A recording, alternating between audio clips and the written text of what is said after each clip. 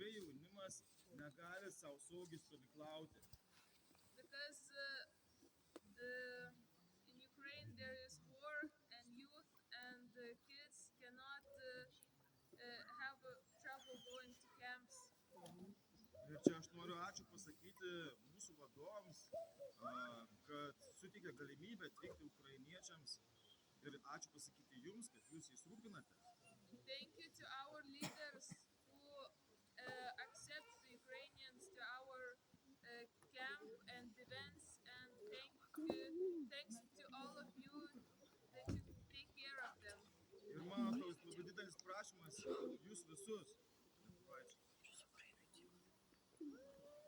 kad ne tik kažkas tai vienas kitas pavertėjautų ukrainiečiams, kuomet jie vieniši stovi rikiuotėje, programoje, dar kažkur tai žygyje. Jūs mokat angliškai.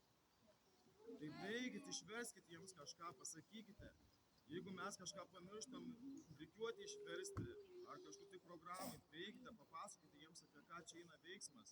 Nes įsivaizduokite, jūs nuvažiuotumėte į kažkokią pasaulinę stovyklą, va, tuos pačius, ar ne, Farerus. Our country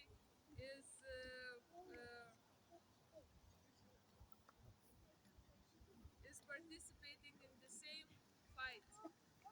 Nes šitų ukrainiečių galbūt tėvai, pusbroliai, broliai, giminaičiai žūsta ten kare, saugodami savo laisvę, tuo pačiu ir mūsų laisvę. Because their relatives are dying and fighting to save the country, defend the country. Todėl prašau visų pagarbos tiek elgesiu, tiek žodžiais ir palaikyti mūsų brolius ir sesės ukrainiečius, kurių istorija iš tikrųjų mūsų yra daug artimesnė, siekiant kelius šimtus metų, negu kad, pavyzdžiui, tais pačiais Latviais.